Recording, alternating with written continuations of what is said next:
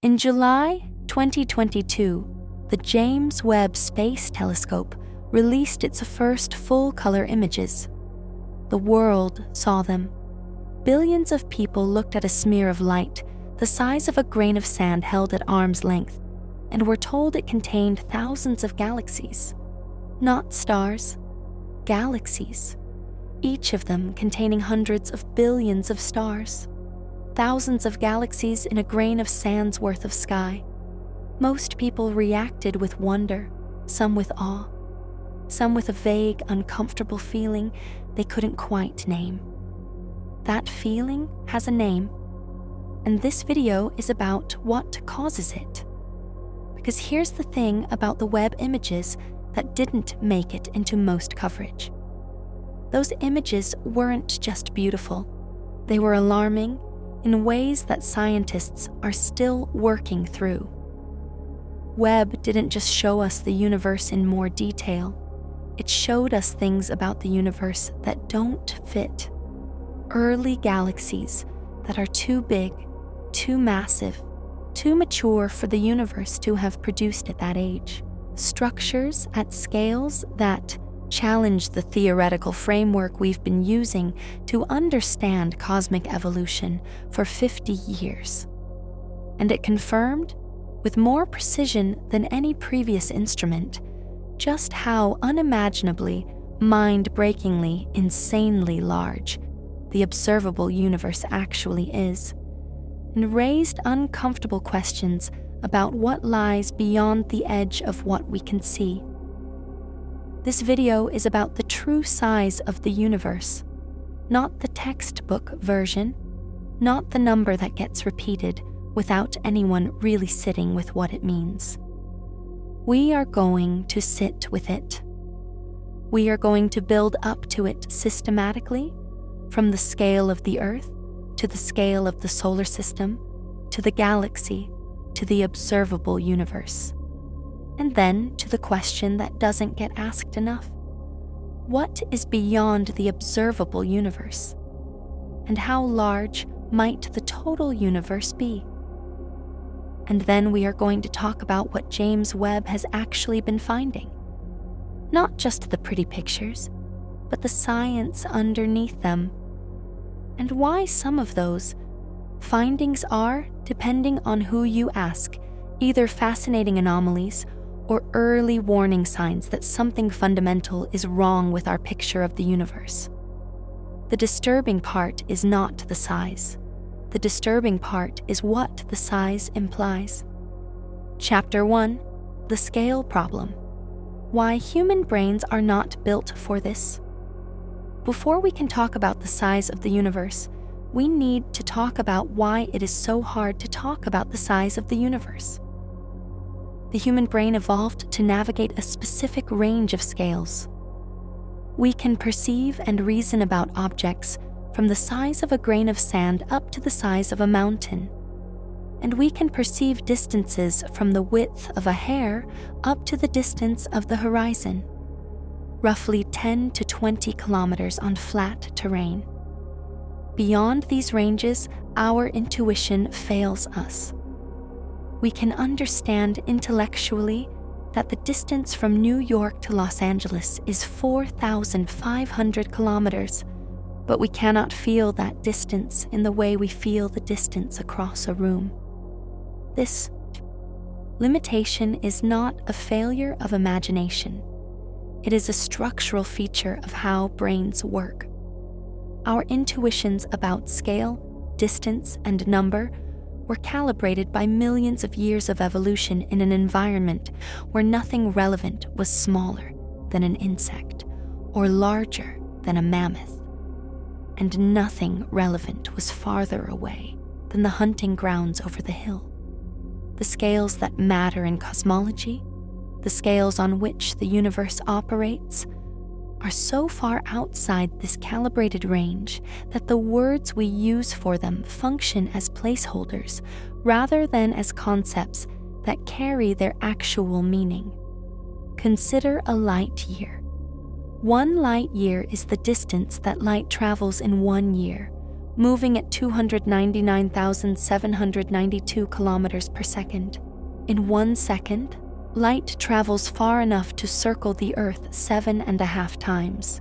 In 1 year, it travels approximately 9.46 trillion kilometers.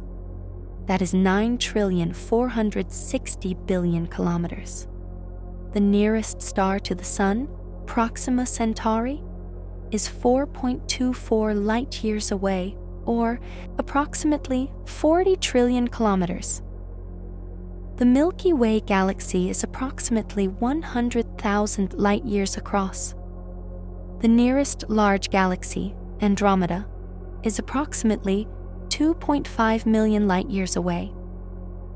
None of these numbers are intuitively graspable. The only way to approach them is through analogy, and the analogies themselves are surreal.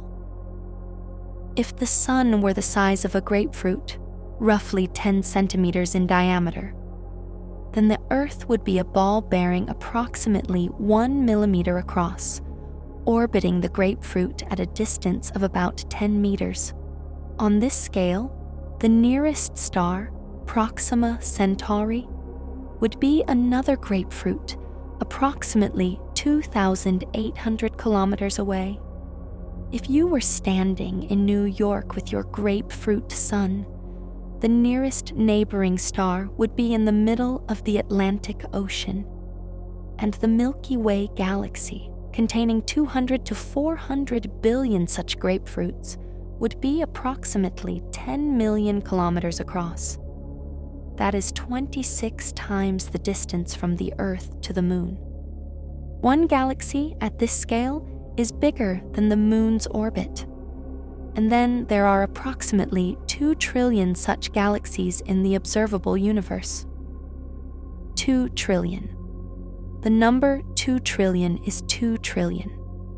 If you counted one number per second without stopping, counting to 2 trillion would take over 63,000 years.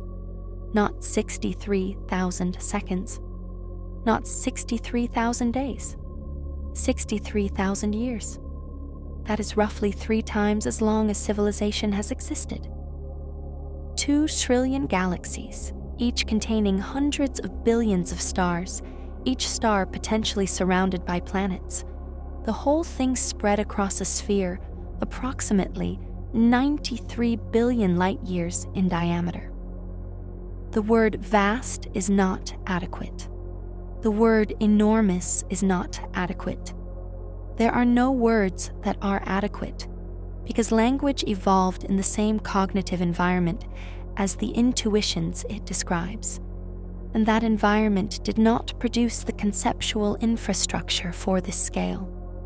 This is the first disturbing thing about the universe's size. Not the size itself, but the fact that it is genuinely beyond human comprehension in a deep structural sense. Not because we haven't thought hard enough about it, but because the cognitive architecture required to truly comprehend it doesn't exist in any human mind. Chapter 2. How we measure the universe. The cosmic distance ladder. Before getting to the size of the universe as revealed by James Webb, it is worth understanding how we know what the size of the universe is. Because cosmological distances are not measured directly.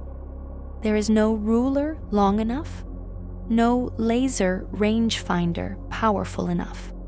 The distances are inferred through a sequence of measurement techniques that each extend the reach of the previous one, building a structure that physicists call the cosmic distance ladder.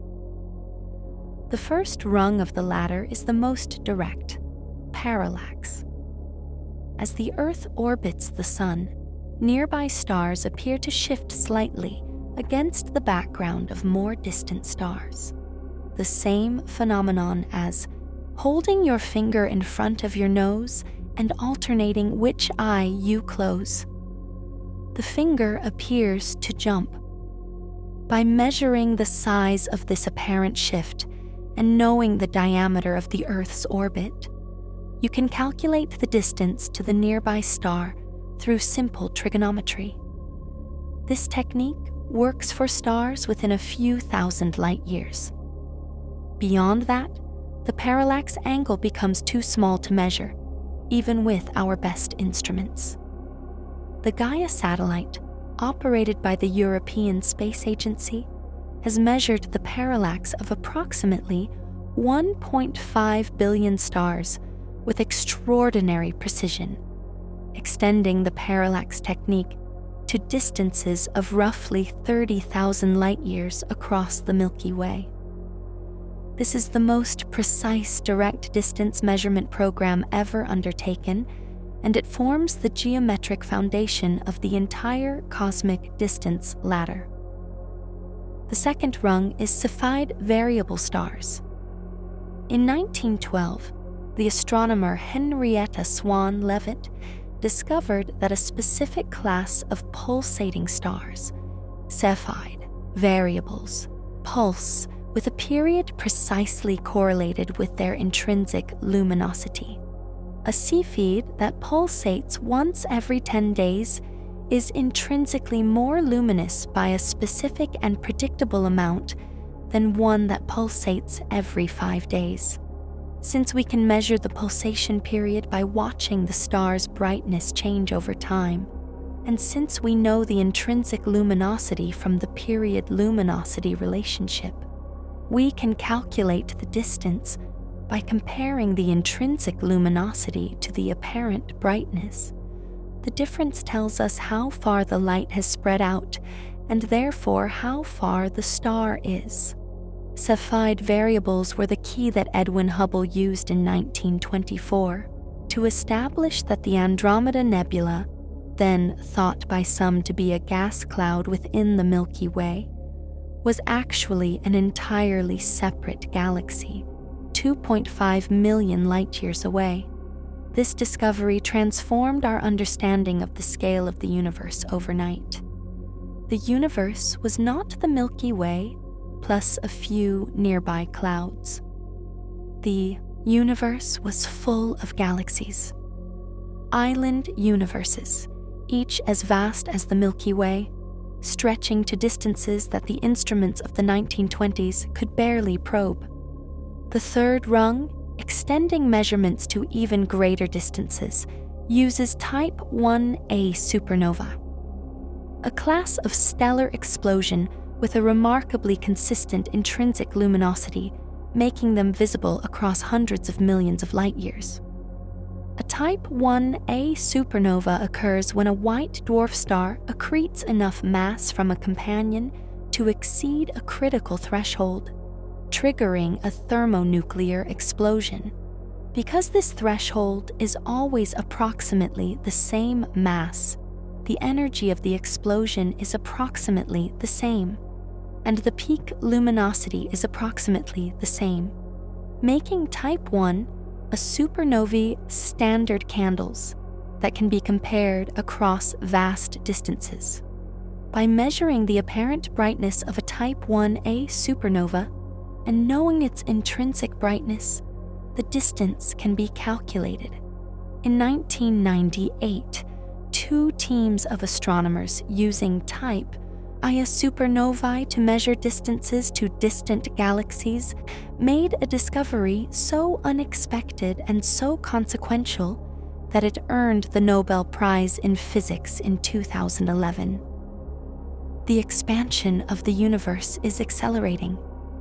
The distant supernova were fainter than they would be if the universe were expanding at a constant rate. They were farther away than they should be, because the expansion has been speeding up over the past few billion years, driven by a mysterious energy component called dark energy. This discovery completely changed our model of cosmic evolution and is directly relevant to the question of what James Webb is finding. The fourth rung, and the most fundamental for the largest scales, uses the redshift of light from distant galaxies. As the universe expands, the wavelengths of light from distant galaxies are stretched. the light is redshifted toward longer, redder wavelengths. The more distant a galaxy, the more its light has been redshifted. By measuring the redshift of a galaxy's spectral lines, the specific frequencies at which elements like hydrogen and oxygen absorb and emit light, we can calculate the redshift factor Z, which tells us by how much the universe has expanded since the light was emitted. Combined with a cosmological model that specifies the expansion history of the universe, the redshift tells us the distance and the age of the universe when the light was emitted. The James Webb Space Telescope has been using this technique to probe deeper into the universe than any previous instrument. Its infrared sensitivity allows it to detect the highly redshifted light of galaxies that existed when the universe was only a few 100 million years old, when the universe was only a few % of its current age. Chapter 3: The Observable Universe. What we can see and why. There's a wall. The observable universe is not the same as the universe. This distinction is crucial and is frequently collapsed in popular discussions of cosmology in ways that lead to fundamental misunderstandings. The observable universe is the region of space from which light has had time to reach us since the Big Bang. The universe has existed for approximately 13.8 billion years. Light travels at a finite speed. Therefore, there is a maximum distance from which light could have reached us. The distance that light could have traveled in 13.8 billion years. Beyond that distance, beyond the cosmic horizon, we cannot receive information because light from those regions has not had time to reach us. This is not a matter of our instruments not being sensitive enough. It is a fundamental consequence of the finite age of the universe and the finite speed of light.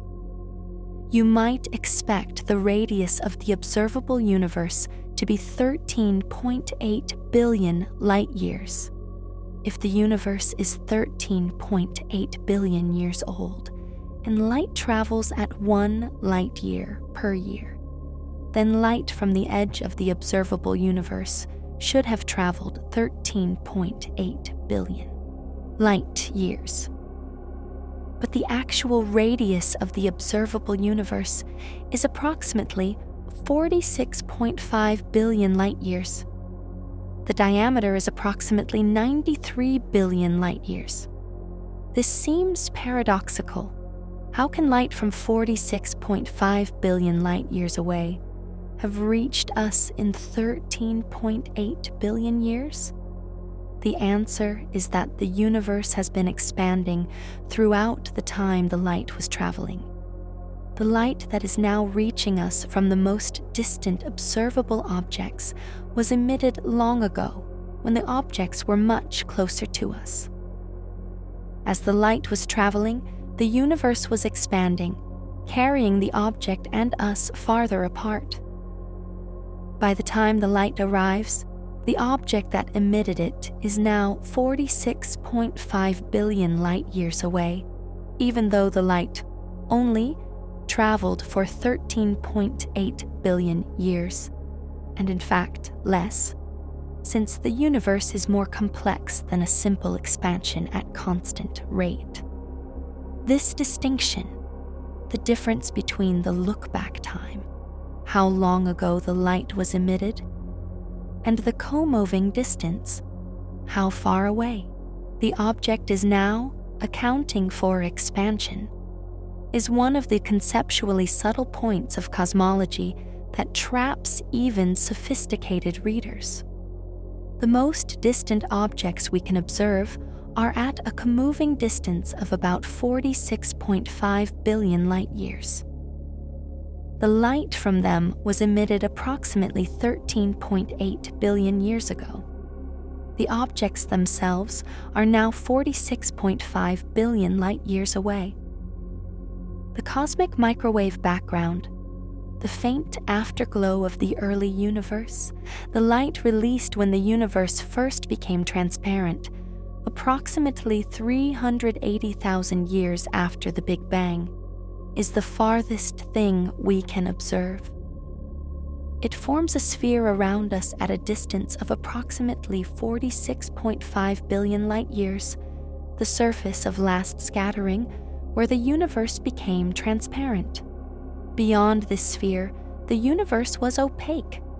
The light from before recombination could not travel freely and does not reach us. The CMB is, in a sense, the wall at the edge of the observable universe. Not the edge of the universe itself, just the edge of what we can see.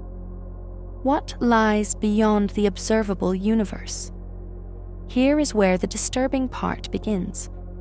If the universe is finite, then beyond the observable universe, there is more universe, a region of space that exists, but from which light has not had time to reach us yet. If the universe is truly infinite, then there is infinitely more universe, extending in all directions without limit, containing infinitely many galaxies and stars.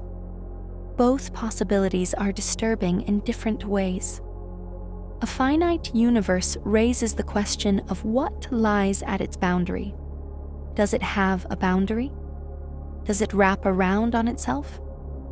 An infinite universe means that there are literally infinitely many copies of you somewhere out there. Because in an infinite universe, every finite configuration of matter is repeated infinitely many times, including the specific configuration of atoms that makes up you. Reading this right now, we do not know which description is correct. The CMB temperature measurements by the Planck satellite constrain the geometry of the universe to be flat, to within less than 0.2% of perfect Euclidean flatness, which is consistent with an infinite universe, but is also consistent with a universe that is so large that the curvature is simply undetectable.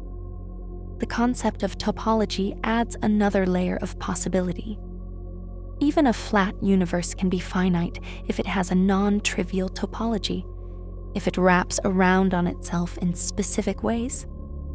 Imagine a universe shaped like a torus, a donut. If you travel far enough in one direction, you come back to where you started. This would make the universe finite in volume, but without any boundary. You would simply loop back around. Searches for the signature of such a topology in the CMB, repeating patterns of temperature fluctuations that would appear if the universe were small enough to wrap around within the observable volume, have not found any convincing evidence. But the real observable universe could be much smaller than the true universe, in which case the topology's scale would be too large to detect. The most common answer from cosmologists, when pressed, is that the universe is most likely infinite, or at least so much larger than the observable universe that the distinction is practically irrelevant. But practically irrelevant and philosophically irrelevant are very different things. An infinite universe contains infinite matter, infinite stars, infinite galaxies, infinite copies of every possible configuration of atoms, including infinite copies of you. If the universe is truly infinite, then everything that can happen does happen infinitely many times. Your life, with all its specific contingencies, is being lived simultaneously by infinitely many beings in infinitely many other locations, each of whom believes they are the only one. This is not speculation. It is a logical consequence of an infinite universe with the same physical laws. The disturbing part of the universe's size is not just the size, It is the implications. The universe could be finite and wrap around on itself with a size much larger than the observable universe, and we would not be able to tell. Chapter 4: The Hubble Tension. The crack in the foundation. Before getting to what Webb has found, there is a crisis in cosmology that you need to understand. A crack in the foundation of the standard model of the universe that James Webb has not resolved and may have deepened. It is called the Hubble tension, and it is one of the most consequential unresolved problems in physics. The Hubble constant, named after Edwin Hubble, is the rate at which the universe is expanding. It is measured in units of kilometers per second per megaparsec, which sounds arcane but means for every million parsecs of distance between two objects, where 1 parsec is about 3.26 light years, the two objects are moving apart at a rate of h0 kilometers per second, where h0 is the Hubble constant. The problem is that we have two independent, well-established methods for measuring the Hubble constant, and they give different answers. The first method uses the cosmic microwave background. The Planck satellite measured the CMB with exquisite precision and, combined with the standard cosmological model, known as lambda CDM, lambda cold dark matter, derives a value for the Hubble constant of approximately 67.4 plus or minus 0.5 kilometers per second per megaparsec. This is a prediction of what the current expansion rate should be, based on the physics of the early universe, as measured in the CMB. The second method uses the cosmic distance ladder. Cepheid variables, Type 1a supernovae, and other standard candles in the local universe, measured directly without any cosmological model assumptions. The most precise local measurement conducted by the SH0ES, supernovae AH0, for the equation of state. Team led by Nobel laureate Adam Rees gives a Hubble constant of approximately 73.0 plus or minus 1.0 kilometers per second per megaparsec. 73 versus 67. The difference is approximately 9%, and the statistical confidence that this is a real discrepancy, not just measurement noise, has grown to approximately 5 sigma, the conventional threshold for claiming a discovery in physics. In other words, the probability that this discrepancy is due to random measurement error is less than 1 in 3.5 million. The two methods are measuring different things, and they should be measuring the same thing. This is the Hubble tension. It has been growing more significant as both measurements have been refined over the past decade, rather than resolving as they might if the discrepancy were simply a matter of measurement error. Something is wrong, either with one of the measurements or with the cosmological model that is supposed to connect them. The possibilities are in rough order of how much they would disturb current physics. First, there could be a systematic error in one or both of the measurements. Some overlooked bias in how the Cepheid variables or supernovae are calibrated, or some subtle effect in the CMB analysis. This would be the most comfortable resolution. It would mean the standard model is right, and we just need to measure more carefully. Many physicists still hold this hope, but the efforts to find such errors have been extensive and largely unsuccessful. Second, there could be something wrong with the standard cosmological model. Some physical ingredient missing from the lambda CDM model, that changes the expansion history of the universe in a way that reconciles the two measurements. This would require new physics. Proposals include early dark energy, a brief period of accelerated expansion before recombination, modified gravity theories, new types of neutrinos, or changes to the dark energy equation of state. None of these has been confirmed. Third, and most disturbing, there could be something genuinely wrong with the foundational assumptions of modern cosmology. The standard model assumes that the universe is homogeneous and isotropic on large scales, the same in all directions and in all locations. If this assumption is wrong, if we live in a locally underdense region, for example, or if the universe has some large-scale structure that breaks the symmetry, then the local and global measurements of the expansion rate could legitimately differ, and the discrepancy would be real rather than a measurement error. James Webb has been used to check one of the most critical links in the cosmic distance ladder: the sulfide variables that connect nearby distances to the supernova measurements. Webb's infrared sensitivity allows it to observe Cepheids with far less interference from interstellar dust, which could potentially bias the optical observations that Hubble used.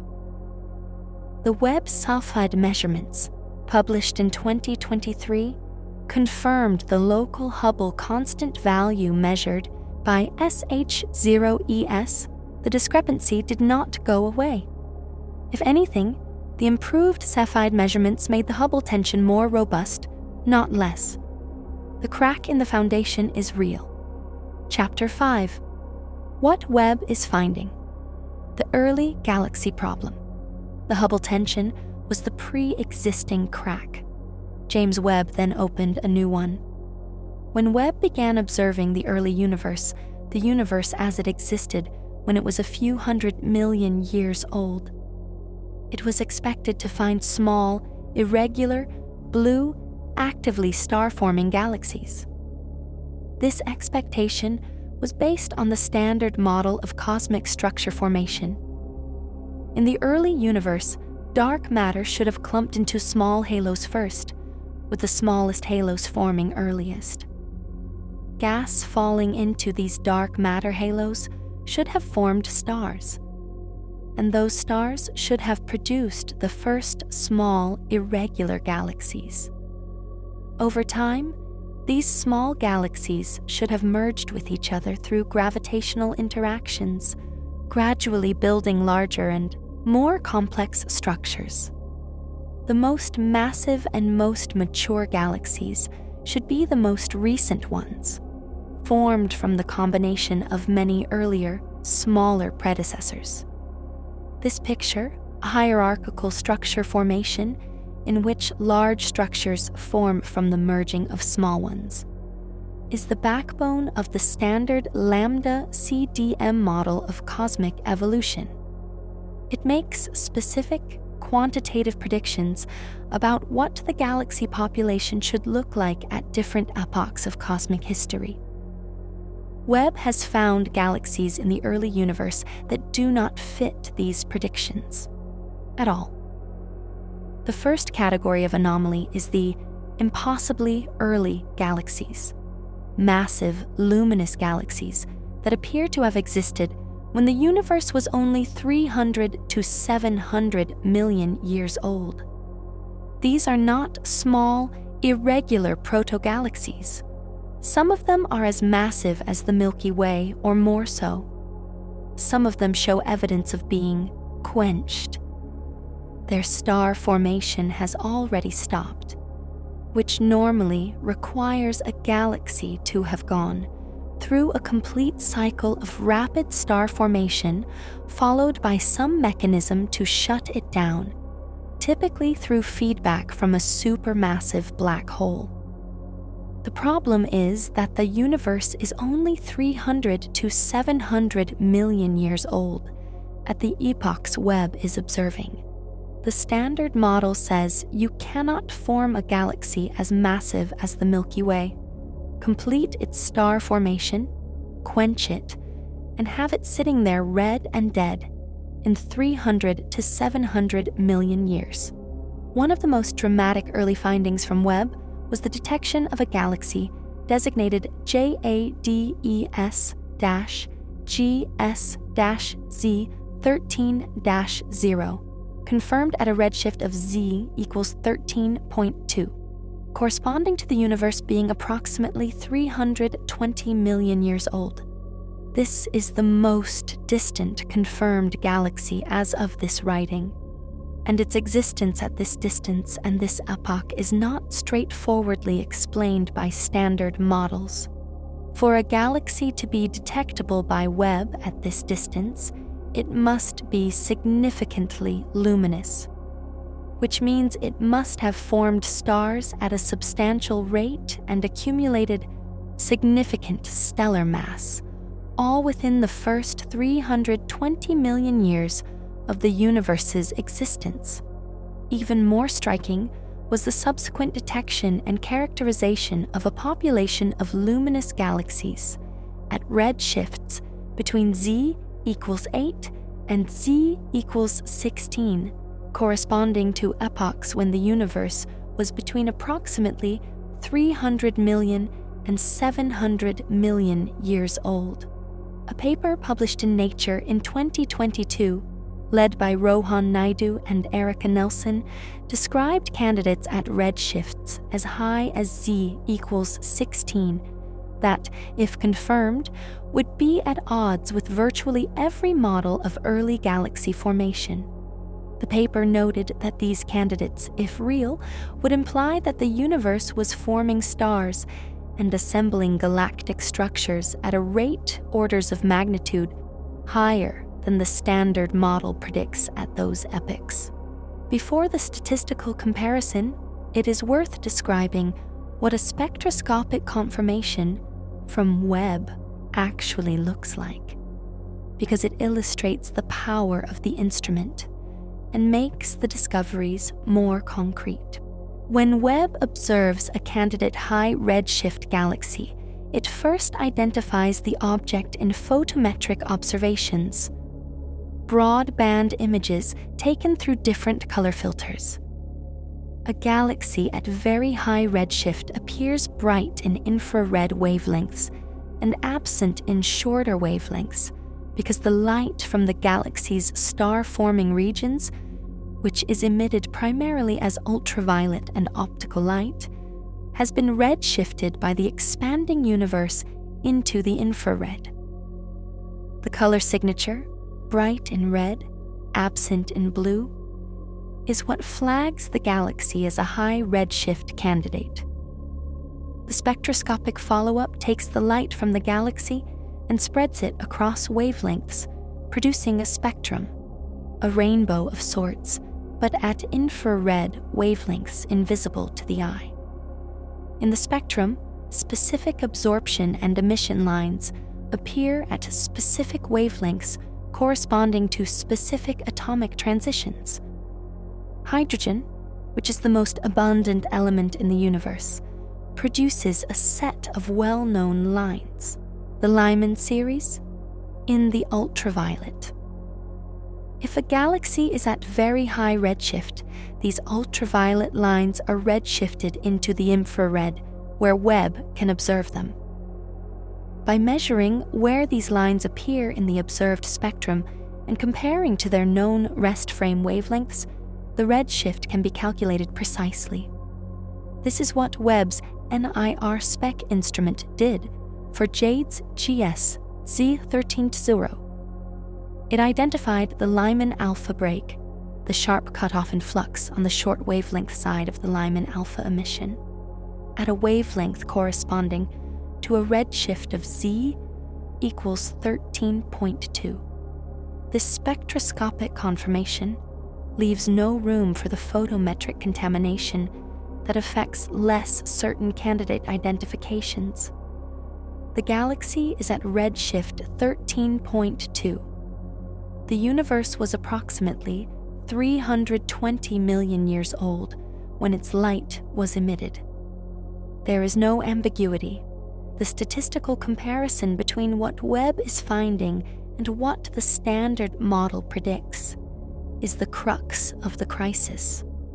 Astronomers quantify the number, density of galaxies. How many galaxies of a given mass or luminosity exist per unit volume of the universe, as a function of the epoch at which they are observed.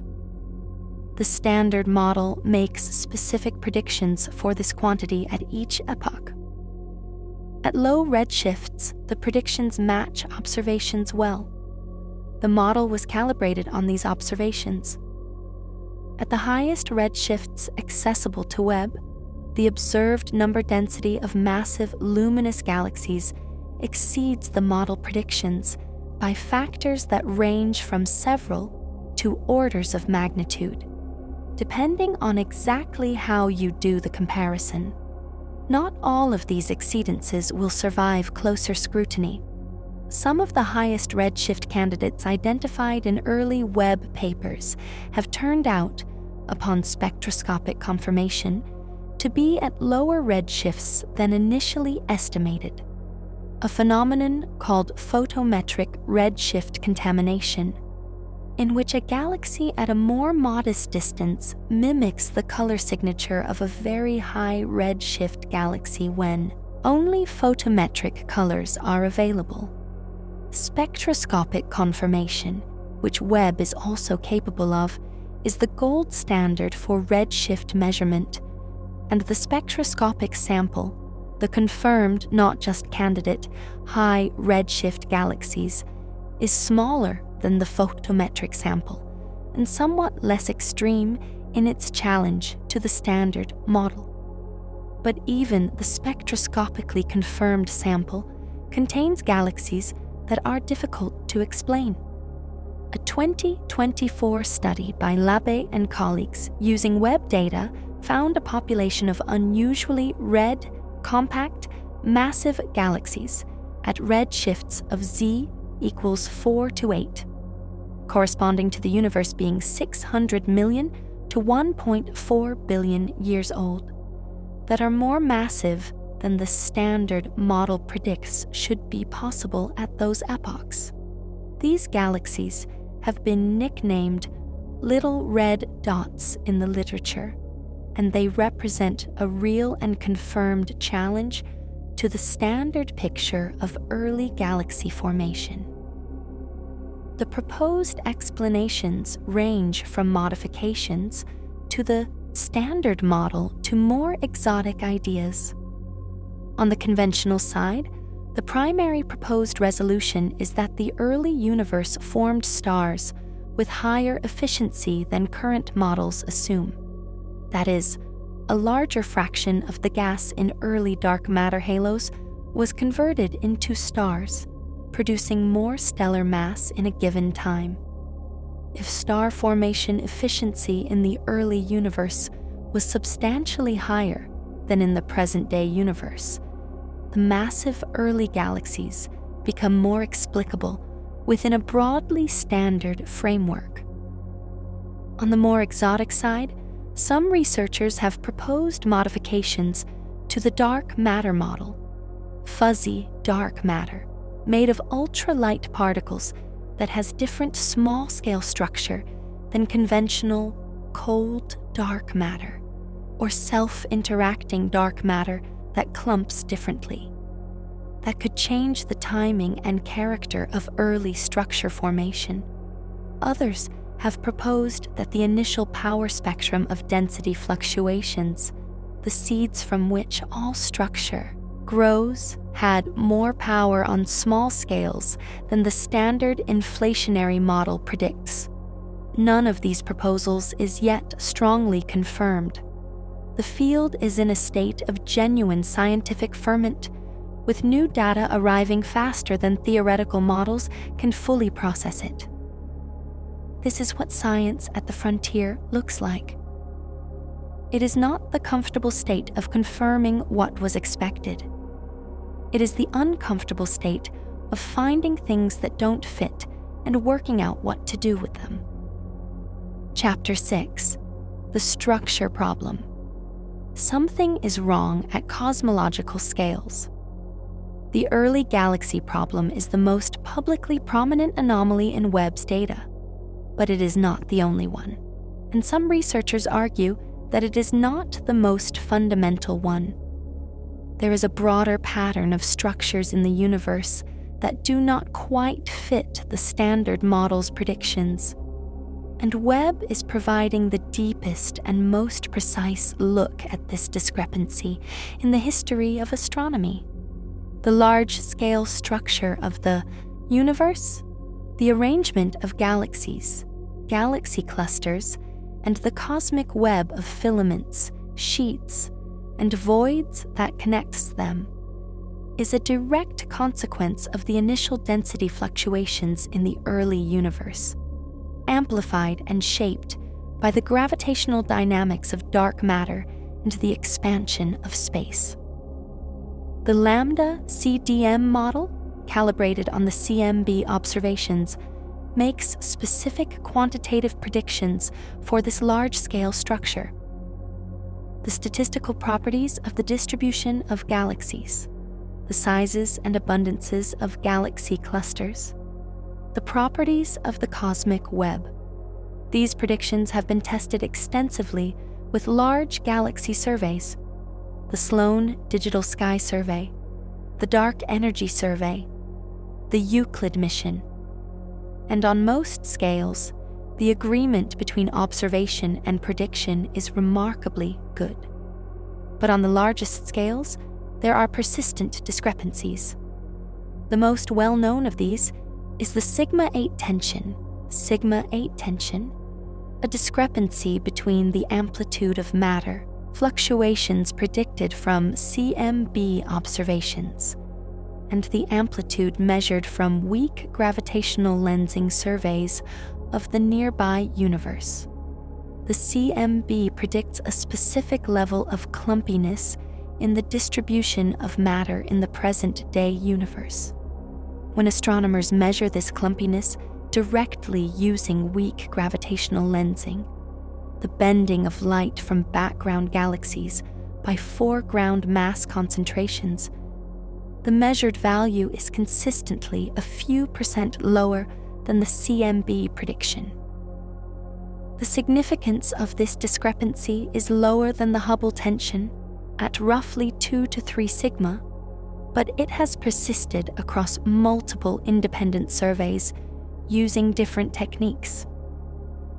If both the Hubble tension and the S8 tension are real, if they are genuine discrepancies rather than measurement errors, they might point to a common solution, some physical ingredient missing from the lambda CDM model that changes both the expansion history and the growth of structure.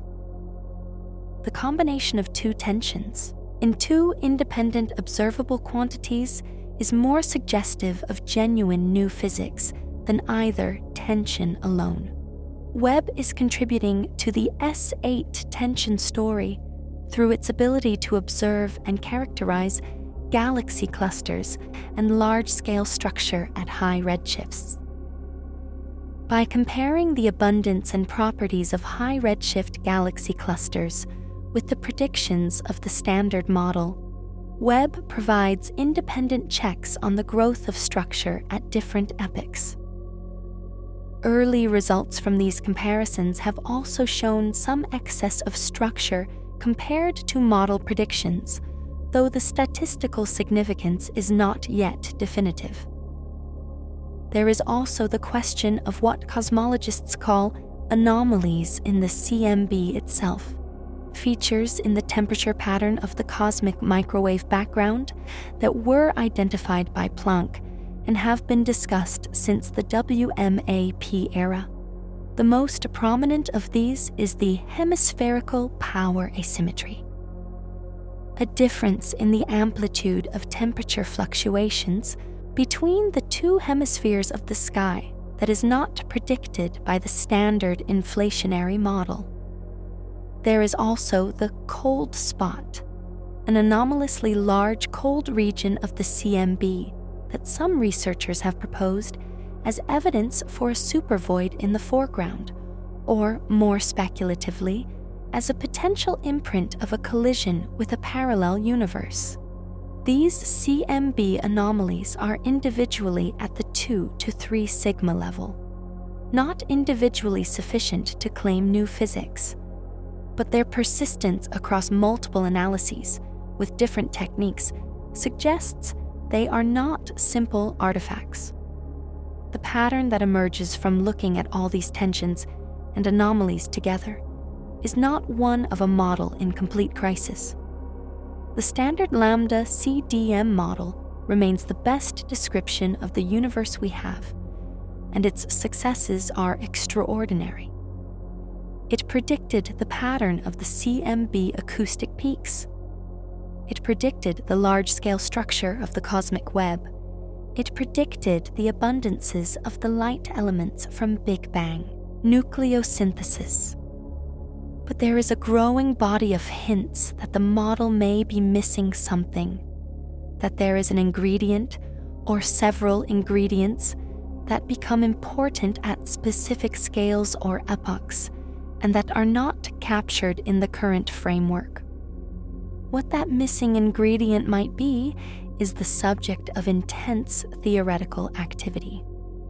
The proposals range from modest modifications, a slightly different dark energy model, a mild deviation from the standard neutrino mass assumptions, to dramatic reconceptions of fundamental physics, including modifications to general relativity on cosmological scales, new forms of dark matter with different interaction properties, and even departures from the principle of cosmic isotropy and homogeneity that underpins the entire framework.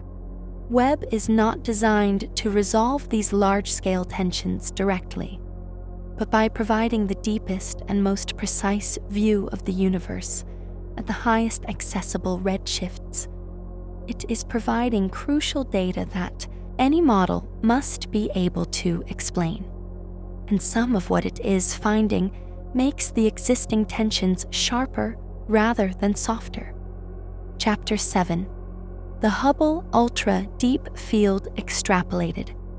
How many galaxies are there? In 1995, the Hubble Space Telescope did something that has become a defining moment in the history of astronomy.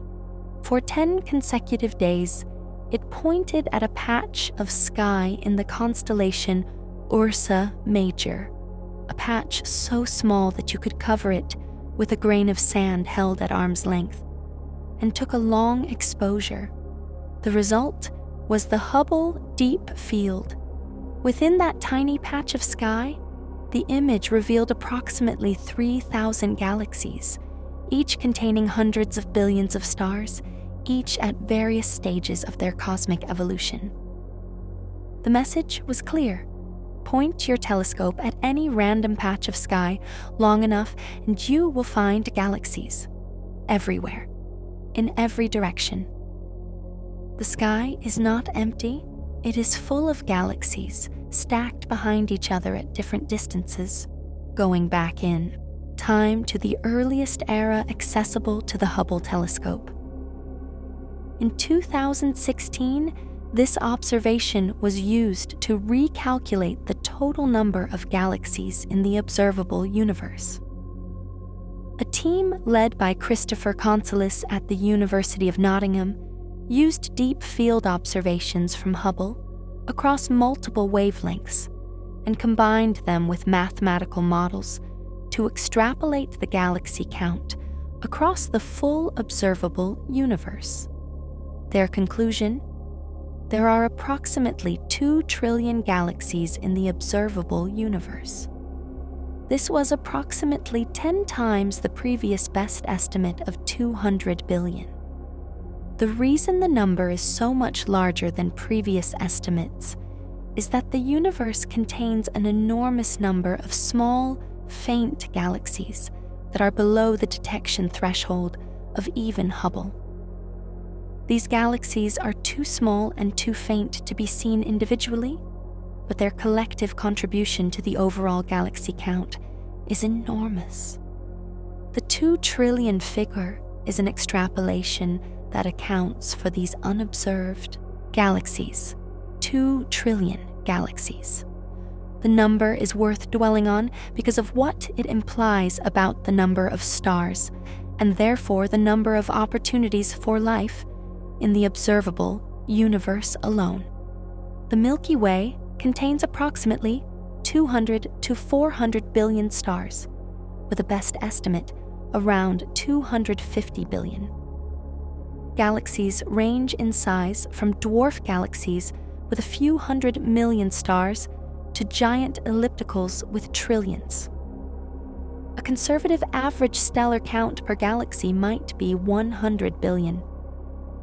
2 trillion galaxies times 100 billion stars per galaxy gives approximately 2 times 10 to the 23rd power stars in the observable universe. That is, 200 quintillion stars. This number exceeds the number of grains of sand on all of Earth's beaches by a factor of several hundred. Now, James Webb has sharpened this picture. Webb's infrared sensitivity and resolution allow it to probe the faint end of the galaxy population at high redshifts with unprecedented capability.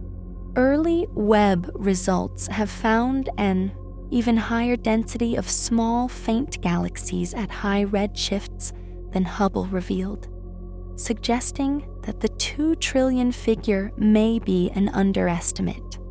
Some early analyses suggest the total galaxy count, when extrapolated to account for the full population of faint galaxies Webb is revealing, might be closer to 3 or 4 trillion. The implication is not just numerical, it is temporal. Each of those galaxies contains stars. Each of those stars evolved, produced supernovae that seeded space with heavy elements, warmed planetary systems, and potentially provided the conditions for life. The observable universe contains more stars than grains of sand on Earth, and each of them has been operating, burning, nucleosynthesizing, cycling, for billions of years. The universe has had an immense amount of time and material to produce complexity, and yet we have received no confirmed signal from any other civilization. This is the Fermi paradox. Where is everyone? With 2 to 4 trillion galaxies, each containing hundreds of billions of stars, each with the potential for planets, why have we detected no signs of other intelligence in the universe? The question is not rhetorical. It is one of the most profound open questions in science, and the deepened understanding of the universe's scale provided by James Webb makes it sharper. The universe is not only large, it is old, 13.8 billion years old, with the first stars forming within a few 100 million years of the Big Bang, and the first heavy elements being available for planetary formation within 1 billion years of the Big Bang. There has been time, an almost incomprehensible amount of time, for intelligent life to arise, and, if it was capable, to become visible on a galactic scale. The Fermi paradox becomes even more acute when you consider that we are not looking for civilizations comparable to our own in technology. We are looking for any sign, any anomalous energy output, any structured signal, any megastructure that modifies a star's light, of civilizations that might have had billions of years head start on us. The first stars formed approximately 180 to 200 million years after the Big Bang. Some of those stars were massive and short-lived, but some fraction of early stars were smaller and longer-lived, potentially capable of supporting planetary systems for billions of years. a civilization that arose around such a star 12 billion years ago, when the universe was already several billion years old and had been seeded with heavy elements from the first generations of massive stars, would have had 12 billion years to develop technology. In 12 billion years, by analogy with human technological progress, a civilization with access to the physical resources of even a single star system could have restructured that star system, colonized neighboring stars, and begun colonizing the galaxy. The physicist Nikolai Kardashev proposed a scale for civilizational advancement based on energy use. A Type 1 civilization uses all the energy available on its home planet. Type 2 uses all the energy of its star. Type 3 uses all the energy of its galaxy. A civilization 12 billion years old has had time, in principle, if technology grows at any rate comparable to human technology growth, to become Type 2 or Type 3. A Type 2 civilization building a Dyson sphere, a shell of energy-collecting structures around its star, would leave a specific observational signature. The star would emit anomalously less visible light and more infrared radiation than expected. Searches for this signature, using catalogs of millions of stars, have found candidates but none that survive detailed follow-up scrutiny. A Type 3 civilization restructuring a galaxy would be visible from billions of light years away as an anomalously infrared bright galaxy. Searches through galaxy catalogs have found some candidates. The WISE satellite identified approximately 50 galaxies with anomalous infrared emission that could be interpreted as partial Dyson spheres, but again, none has survived as a confirmed detection. James Webb is not specifically a SETI instrument, but its extraordinary sensitivity at infrared wavelengths makes it capable, in principle, of detecting the infrared signatures of technologically advanced civilizations in nearby galaxies. If such signatures exist at the level that reasonable technological development would produce, no such detection has been made or seriously claimed. The universe is 13.8 billion years old, contains 2 to 4 trillion galaxies, each with hundreds of billions of stars, and most likely billions of planets. And we have found no confirmed signal, structure, or signature of any non-human intelligence anywhere in the observable universe. This is either because intelligent life is extraordinarily rare, so rare that we might be the only example in the observable universe, or close to it, or because the development of technological civilizations is reliably followed by something that makes them invisible or extinct. Both possibilities are disturbing.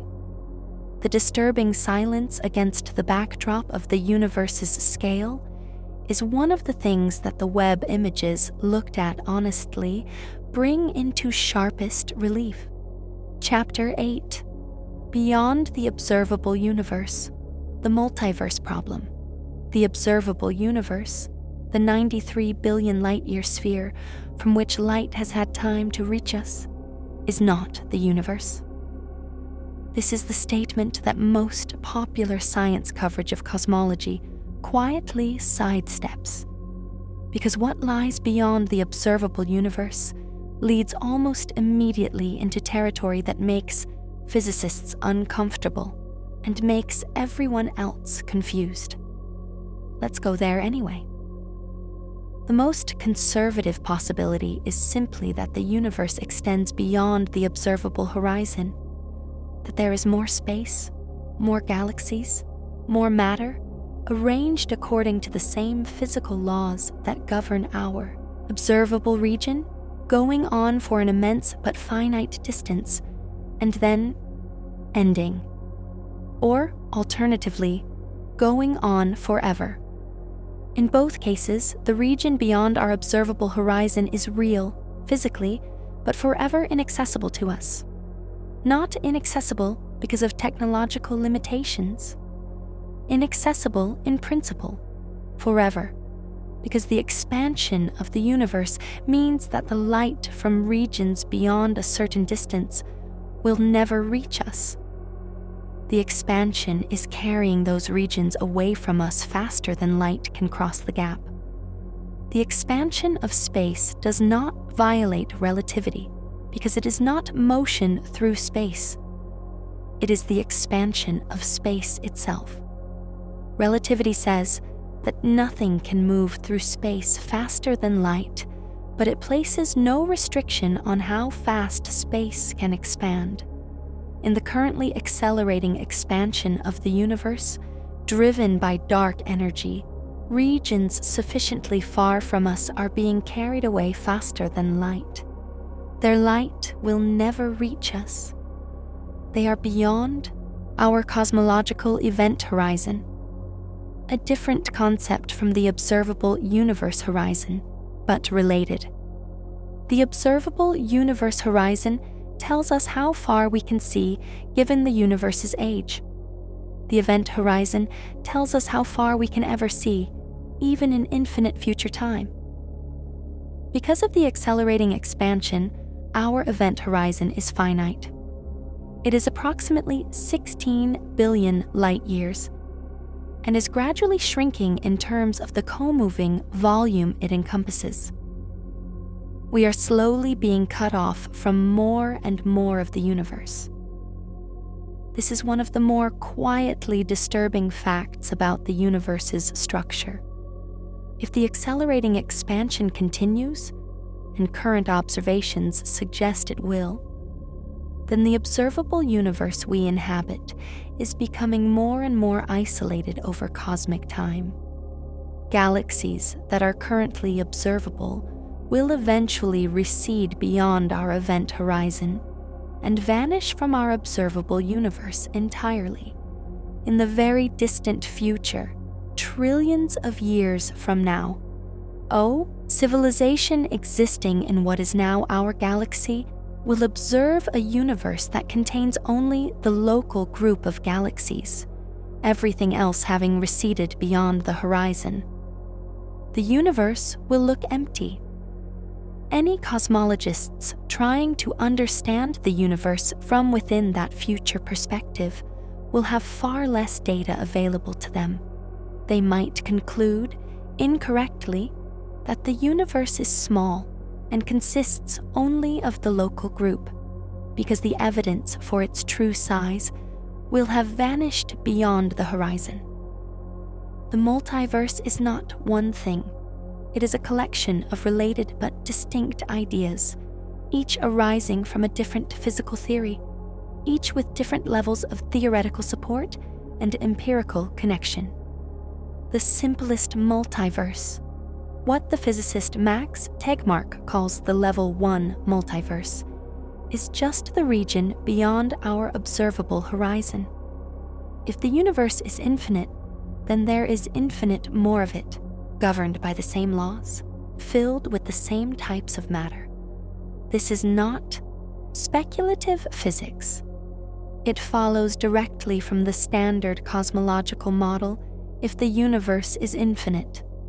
In an infinite universe, every possible configuration of matter, every way of arranging atoms in a finite region of space, is realized somewhere, and is in fact realized infinitely many times.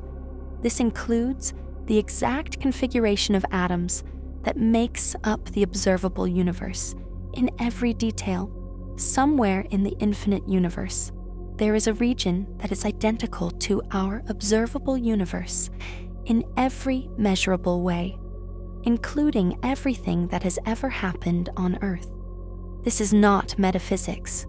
It is a mathematical consequence of infinity and probability, as uncomfortable as that is. The Level 2 multiverse arises from inflationary cosmology, which we will discuss in the next chapter.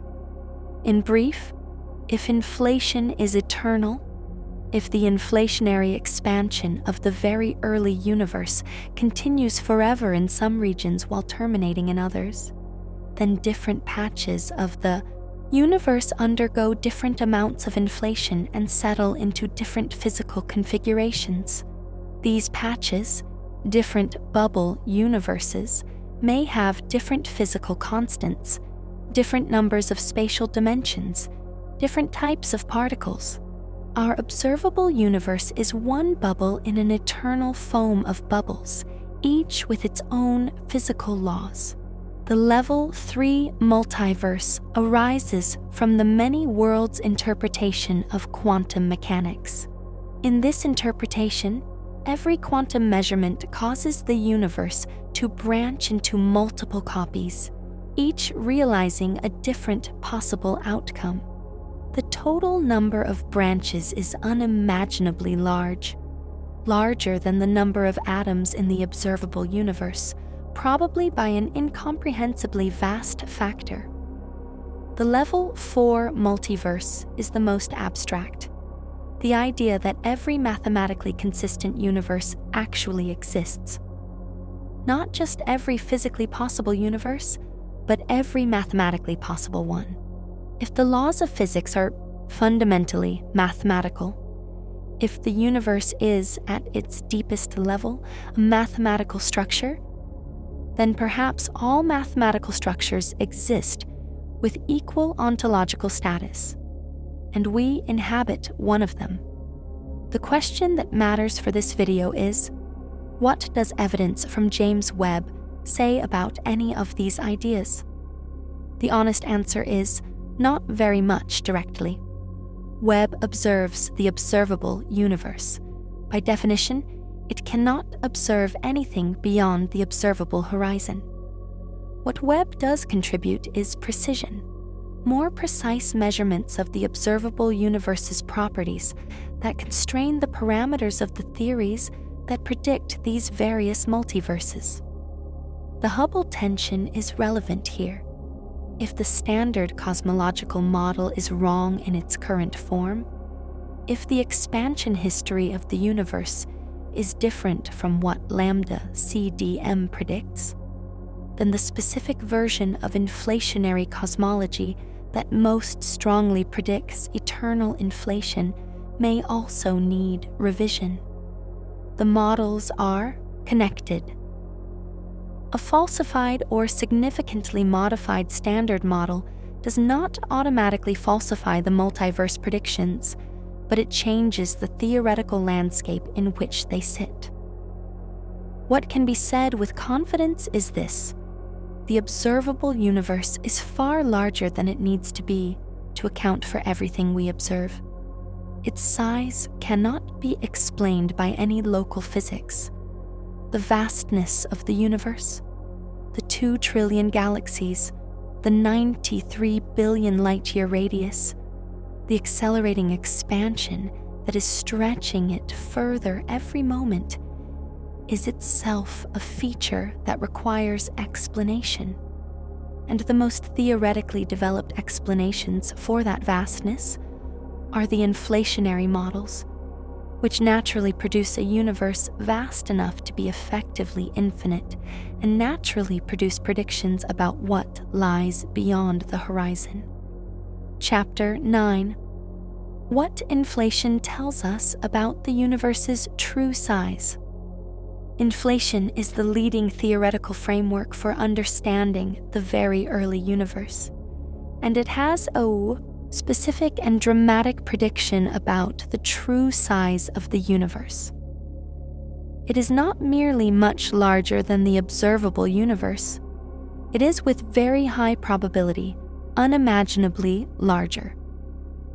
Cosmic inflation is the theory that the universe underwent a period of exponential expansion in the first tiny fraction of a second after the Big Bang. A period during which the universe doubled in size approximately 60 to 100 times in an interval so brief that it is difficult to express meaningfully in ordinary time units. The inflationary epoch is thought to have lasted from roughly 10 to the power of minus 36 seconds to 10 to the power of minus 32 seconds after the Big Bang. In this interval, a region of space that was smaller than a proton was stretched to a size vastly larger than the current observable universe.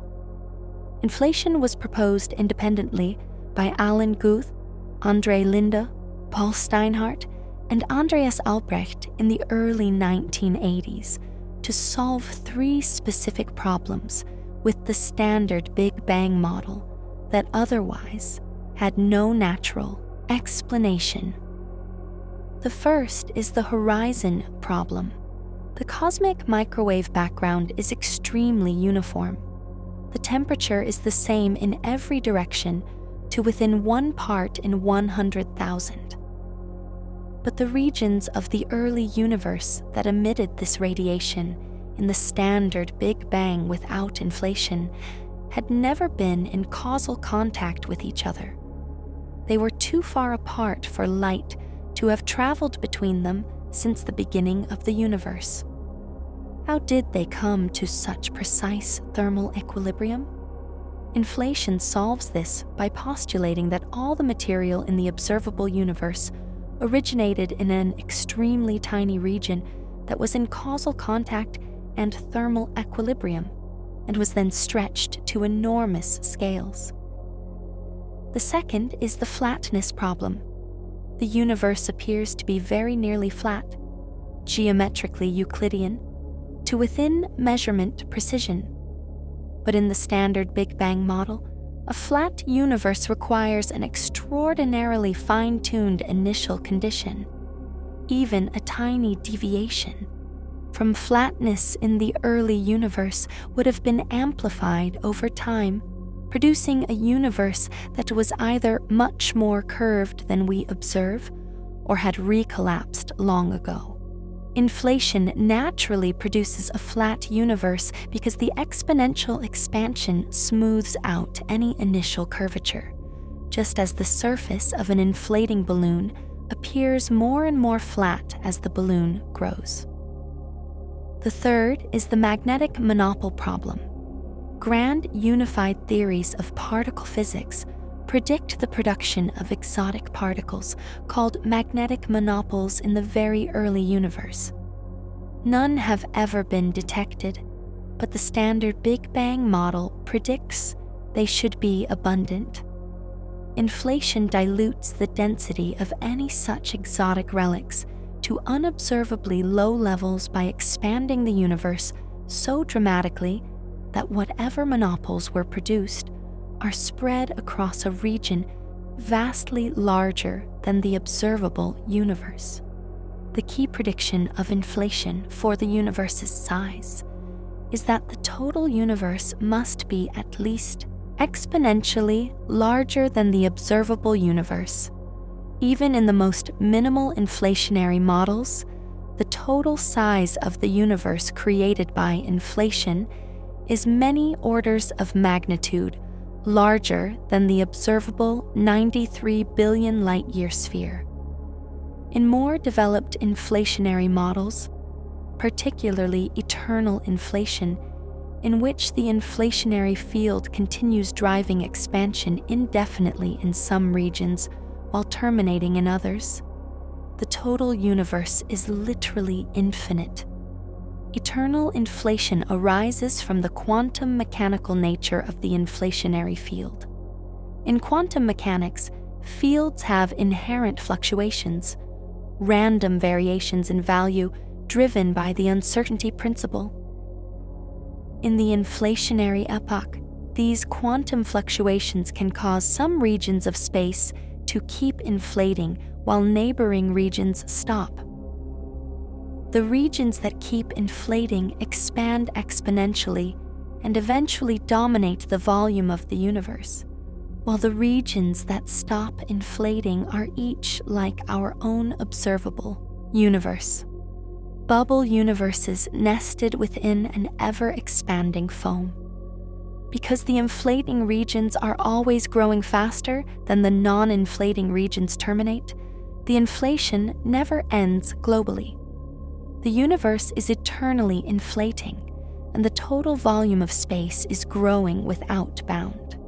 James Webb provides the most detailed observational data ever collected about the specific features of the observable universe that inflationary models are designed to explain.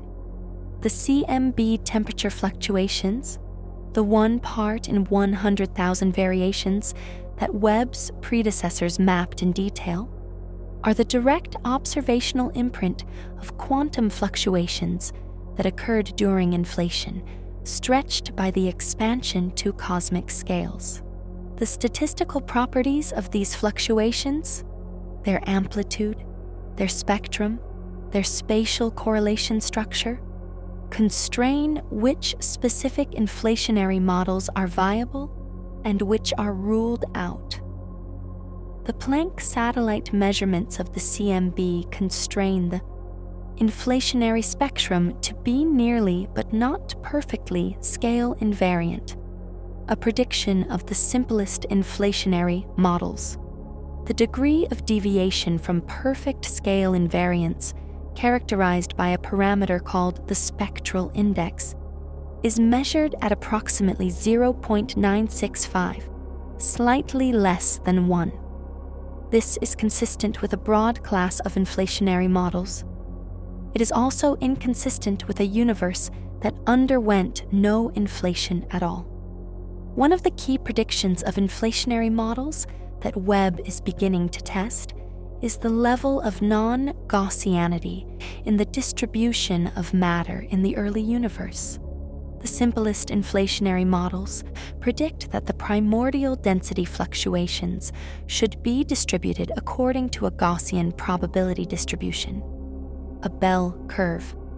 More complex inflationary models, multiple fields driving inflation, specific shapes of the inflationary potential, predict small but detectable deviations from Gaussianity.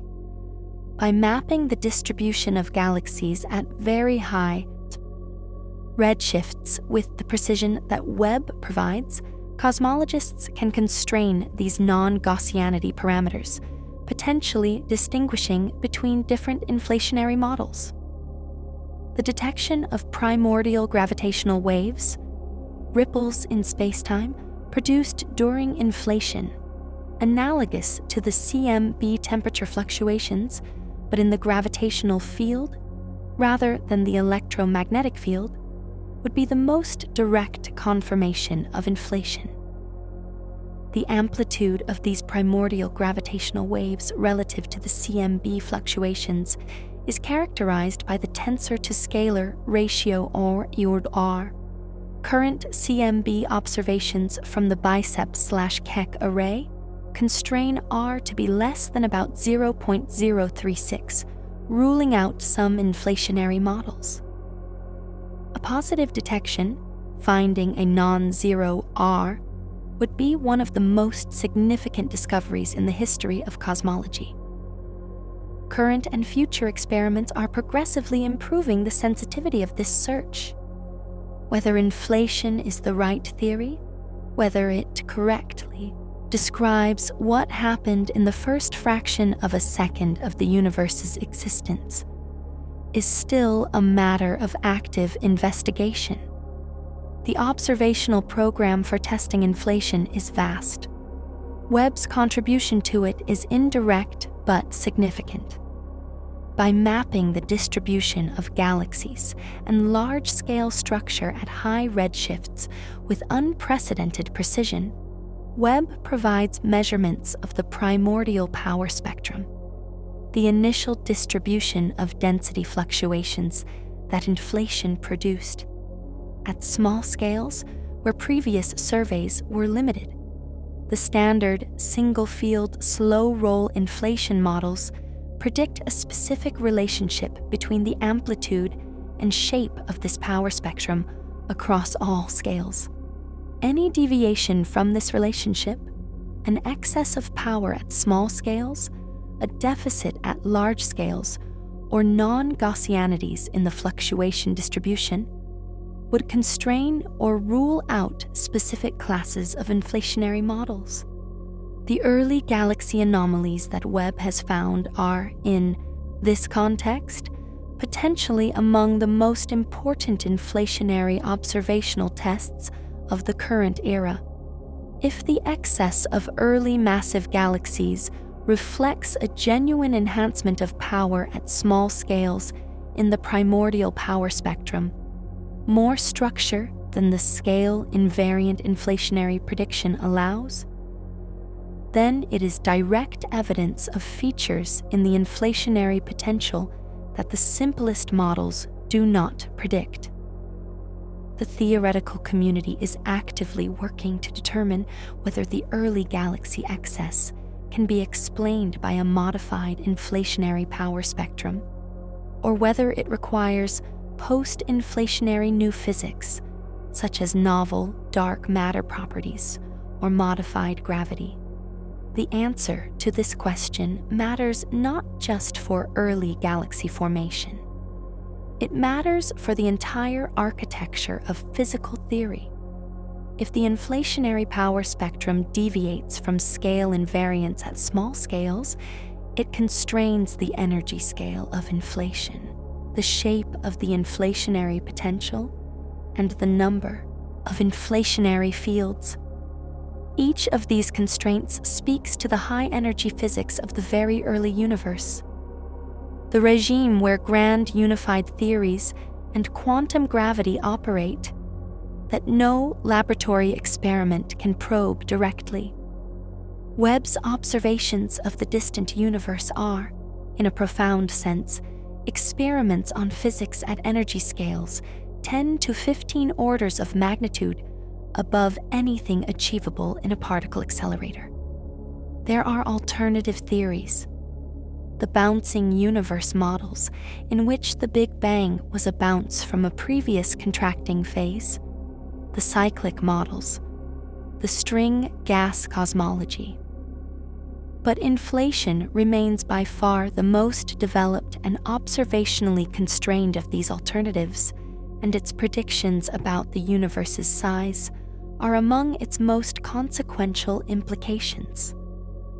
If inflation is correct, the observable universe is not the universe. It is an infinitesimal bubble within an immeasurably larger whole, a grain of sand not in a desert, but in a structure whose size has no upper bound. Chapter 10: The Big Rip, the Big Freeze, and the End of Everything. The universe had a beginning. It will have an end. And James Webb is providing the most precise measurements we have ever made of the thing that will determine how that end arrives. Dark energy. Dark energy is the name given to whatever is causing the accelerating expansion of the universe. It constitutes approximately 68% of the total energy content of the universe, according to the best current measurements. Ordinary matter, all the atoms, all the stars, all the galaxies, everything that emits or reflects light, constitutes only about 5%. The remaining 27% is dark matter, the gravitationally influential but electromagnetically invisible substance whose nature remains unknown. Dark energy at 68% is the dominant component of the universe, and yet it is the least understood. The simplest and currently most consistent model for dark energy is the cosmological constant, a constant energy density uniformly distributed throughout space, with a specific equation of state in which the pressure is equal to the negative of the energy density. The cosmological constant was originally introduced by Einstein into his field equations as a means of maintaining a static universe, which was the prevailing observational assumption before Hubble's discovery of cosmic expansion. Einstein later called it his greatest blunder when the expansion was discovered. It was resurrected when the accelerating expansion was discovered in 1998. If dark energy is the cosmological constant, if it is a fixed, constant energy density of the vacuum, then the ultimate fate of the universe is the Big Freeze, sometimes called the heat death. The accelerating expansion continues, carrying galaxies beyond each other's event horizons. Structure formation eventually ceases, as the density of matter becomes too dilute for gravity to assemble new galaxies and stars. Stars burn out over trillions of years. Black holes evaporate over immeasurably longer timescales through Hawking radiation. Eventually, the universe approaches thermal equilibrium, a state of maximum entropy in which no thermodynamic gradients remain, no energy flows, no work can be done, no information can be processed. The universe asymptotically approaches a state of perfect emptiness and cold. But dark energy might not be the cosmological constant. It might be something else, a dynamic field whose energy density changes over time. If the dark energy density increases over time, if the equation of state parameter W is less than -1 in the technical language of cosmology, then the expansion of the universe accelerates faster and faster without limit. In this scenario, the Big Rip is the eventual fate. The expansion becomes so rapid that it eventually overwhelms all bound structures. First, the galaxy clusters are ripped apart, then the galaxies themselves, then the solar systems, then the stars, the planets, the atoms. Everything is torn apart by the expansion of space. The last moment of the Big Rip would arrive with the tearing apart of protons and neutrons, the destruction of nuclear structure, followed by the destruction of the fundamental particles themselves. The Big Rip is not a comfortable scenario, nor is it necessarily the right one. Current observations constrain the dark energy equation of state to be consistent with the cosmological constant value of W equals -1, but the measurement precision is not yet sufficient to rule out values of W slightly less than -1. The distinction matters enormously for the long-term fate of the universe, but the difference in observational signatures is subtle at current levels of measurement precision. James Webb is contributing to the dark energy measurement program through its ability to observe Type 1a supernovae at higher redshifts than Hubble could access. Extending the VU, measurements of the cosmic expansion history further back in time. The current generation of dark energy observations from Webb, from the Dark Energy Survey, from the Euclid satellite, and from the upcoming Vera Rubin Observatory's Legacy Survey of Space and Time, is expected to constrain the dark energy equation of state to the level needed to distinguish between the cosmological constant and dynamically evolving dark energy models. In early 2024, the DESI, Dark Energy Spectroscopic Instrument, survey released its first year of results from measuring the large-scale structure of the universe through baryonic acoustic oscillations, the same acoustic oscillations imprinted in the early universe's matter distribution that we discussed as CMB fluctuations, but here seen in the distribution of galaxies. The DESI results, tantalizingly, showed mild evidence that the dark energy equation of state may be evolving, not constant as the cosmological constant model predicts, but changing over time. The significance is not yet definitive, approximately 2 to 3 sigma, but if confirmed by subsequent years of DESI data and by complementary measurements from Euclid and Webb, it would represent a revolution in our understanding of dark energy. An evolving dark energy, one that is not the cosmological constant, would require a fundamentally new physical model for the vacuum energy of space.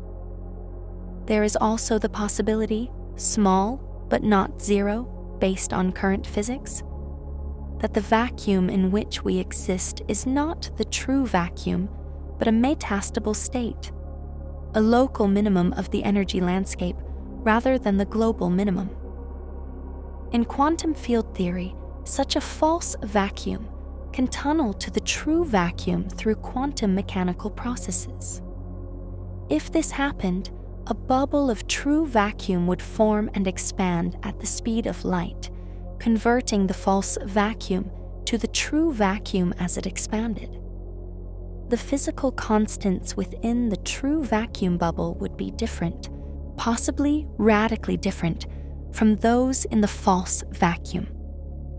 Stars, atoms, and life would not be possible in the true vacuum. The bubble would expand at the speed of light. There would be no warning, no detection, no time to react. One moment the universe would exist. The next moment, the expanding bubble of true vacuum would arrive and convert everything into a configuration incompatible with the existence of anything recognizable. This is not considered likely in the immediate future, and the stability of the Higgs field, which determines the stability of the vacuum, appears to be marginal rather than clearly stable or clearly unstable, based on current measurements of the Higgs boson mass and the top quark mass. The measurement of the Higgs boson mass at the Large Hadron Collider and more precise measurements of the top quark mass are continuing to refine the stability assessment. The false vacuum decay scenario deserves more careful treatment because it is one of the few cosmological risks that is genuinely instantaneous and against which no preparation is possible. The current understanding of the Higgs field's stability depends on precise knowledge of the Higgs boson mass and the top quark mass. These two quantities together determine whether the electroweak vacuum, the state in which the Higgs field currently sits, is stable, metastable, or unstable. Measurements at the Large Hadron Collider have determined the Higgs boson mass at approximately 125 gigaelectronvolts. The top quark mass has been measured at approximately 173 gigaelectronvolts. With these values, the vacuum stability calculation places the electroweak vacuum in a region of parameter space that is technically metastable. It would survive indefinitely in the absence of any perturbation, but a sufficiently large quantum fluctuation could in principle nucleate a bubble of true vacuum. The probability of such a nucleation event in the observable universe in the current age of the universe is calculated to be extraordinarily small. So small that it is expected not to have occurred yet even in the vast volume of the observable universe over its 13.8 billion year history. But the metastable calculation itself has significant uncertainties, arising both from measurement uncertainties in the fundamental masses and from the influence of physics beyond the standard model that might contribute to the effective potential at high energies. James Webb is contributing to the vacuum stability question indirectly through its precise measurements of the Higgs field's effective coupling constants in the early universe environment. Tests that probe the field's properties at conditions that were different from today. These measurements are highly indirect, But the precision of Webb's cosmological measurements constrains the total energy budget of the early universe in ways that speak to the values of fundamental physical constants at high energies. Whatever the specific mechanism, the universe ends. Every cosmological model, the Big Freeze, the Big Rip, the cyclic models, the false vacuum decay, leads to the cessation of the conditions that make structure, complexity, and life possible. The universe has a finite career ahead of it, and that career, however long, terminates in a state that is either frozen into perfect equilibrium or torn apart or converted into something unrecognizable. The beginning of the universe was 13.8 billion years ago. The end, under the Big Freeze scenario, is so far in the future that the number of years cannot be meaningfully expressed in ordinary scientific notation. The last black holes will evaporate through Hawking radiation in approximately 10 to the power of 100 years, a number so large that it makes the current age of the universe look like an infinitesimal instant in comparison. But even 10 to the power of 100 years is a finite number, and the universe ends. Chapter 11. What Webb is telling us about the very beginning, the most ancient. Light in the observable universe is the cosmic microwave background, emitted 380,000 years after the Big Bang. Webb cannot see through the CMB. It cannot observe directly what happened before recombination, when the universe was opaque. But Webb can observe the universe at the earliest epochs accessible to any optical or infrared telescope, probing back to within the first few 100 million years of cosmic time. And what it finds there is rewriting the textbook description of the universe's early evolution. The epoch that Webb is most fundamentally illuminating is the epoch of reionization. In the standard model of cosmic history, the universe passed through three major phases after the Big Bang. The first phase, lasting until approximately 380,000 years after the Big Bang, was the opaque, hot plasma phase, ending with recombination and the emission of the CMB. The second phase, lasting from recombination until approximately 150 million to 800 million years after the Big Bang, is known as the Cosmic Dark Ages. During this period, the universe was permeated by neutral hydrogen and helium gas. There were no stars. There was no light source capable of reionizing the gas. The universe was, quite literally, dark. Radio signals could propagate through it, but there was no visible or ultraviolet light of any consequence. The third phase began when the first stars and galaxies formed and began producing ultraviolet radiation that ionized the surrounding neutral hydrogen, the epoch of reionization. This reionization progressed in a patchy way, with bubbles of ionized gas growing around the first star-forming regions and eventually merging to fill the entire volume of space.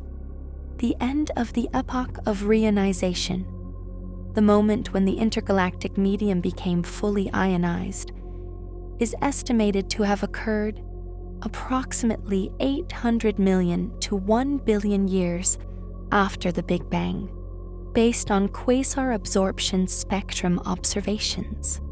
Webb is probing the epoch of reionization in unprecedented detail.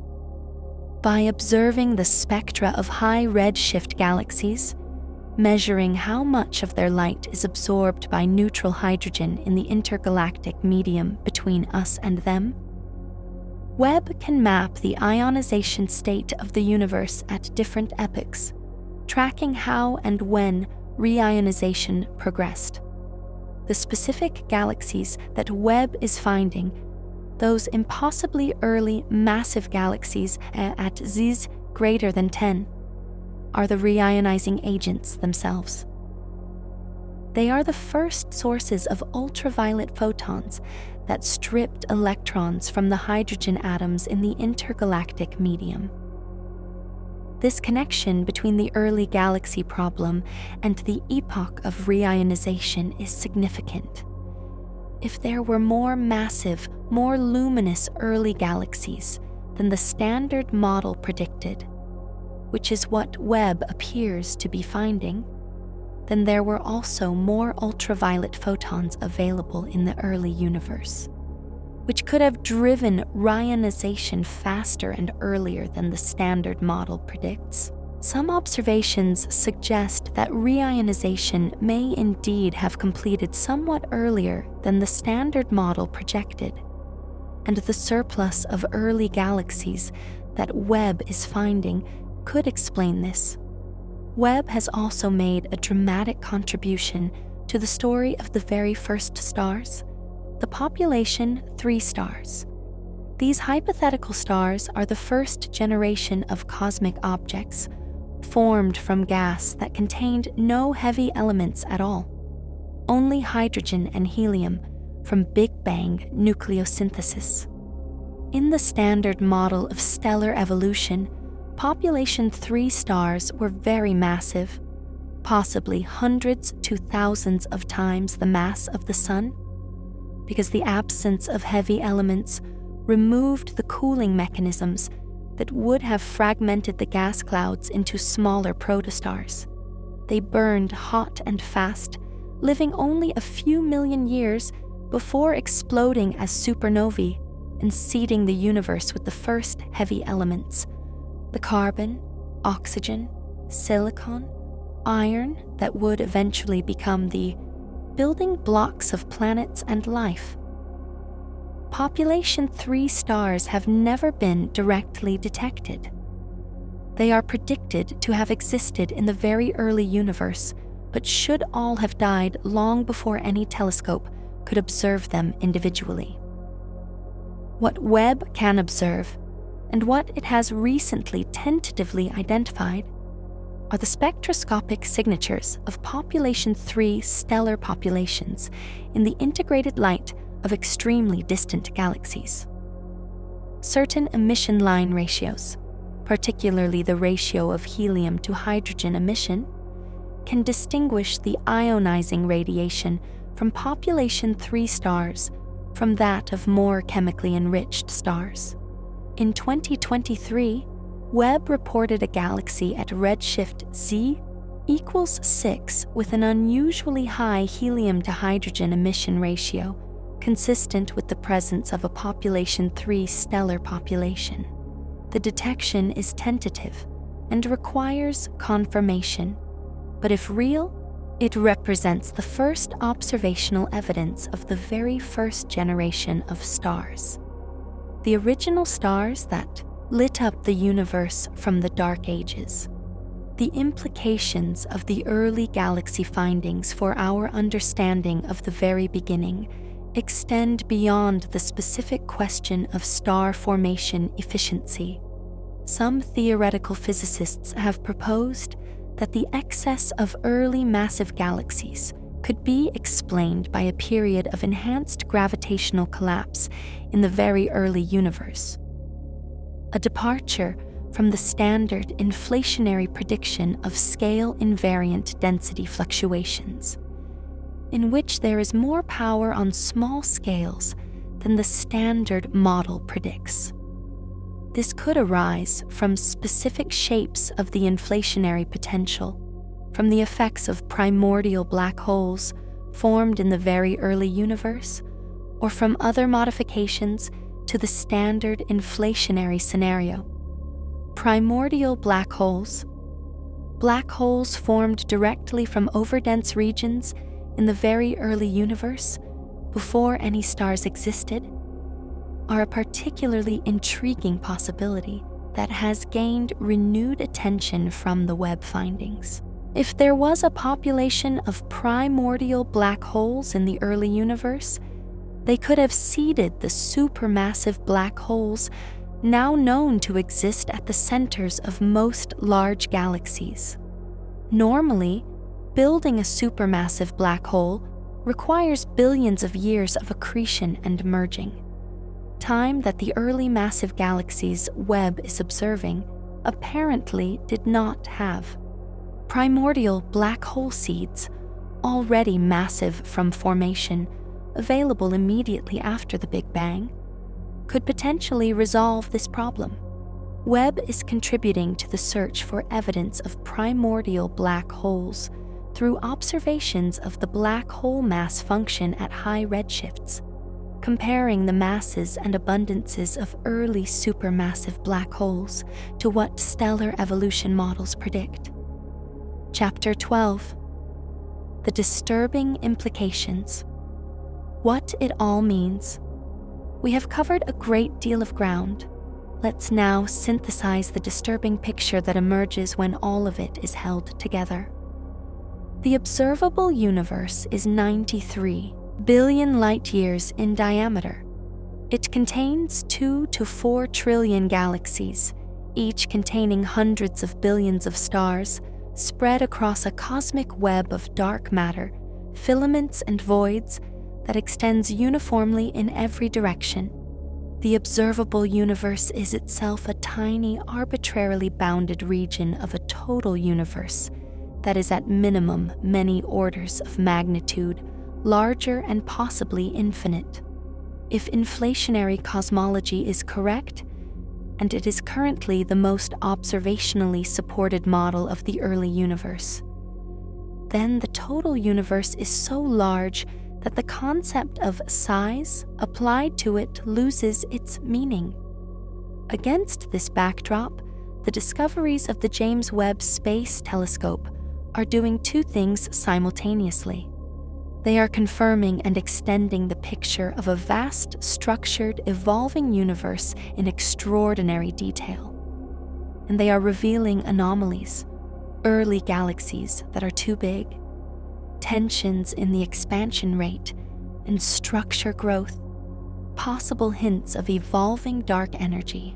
Nola, that suggest our current picture of the universe, while far better than any previous picture, is incomplete in ways we do not yet understand.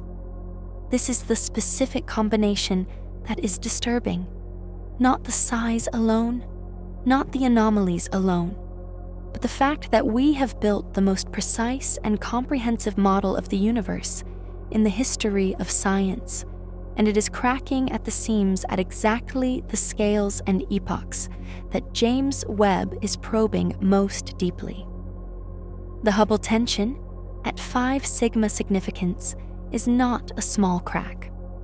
In particle physics, 5 sigma is the threshold for claiming a discovery. If the Hubble tension were a new particle, we would have already announced the discovery of new physics. In cosmology, the response has been more cautious, more, let's wait for more data, and less, something is fundamentally wrong.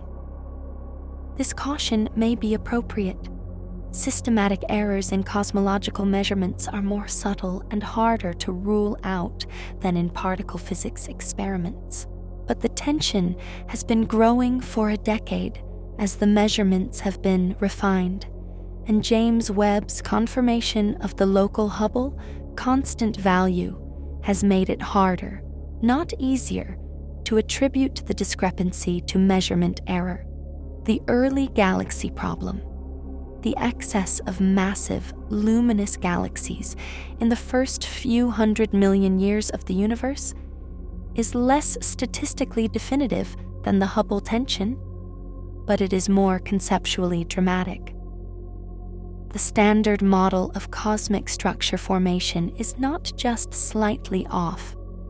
It is missing something substantial about how the first galaxies formed, or how massive they could become, or how efficiently they could assemble stellar mass.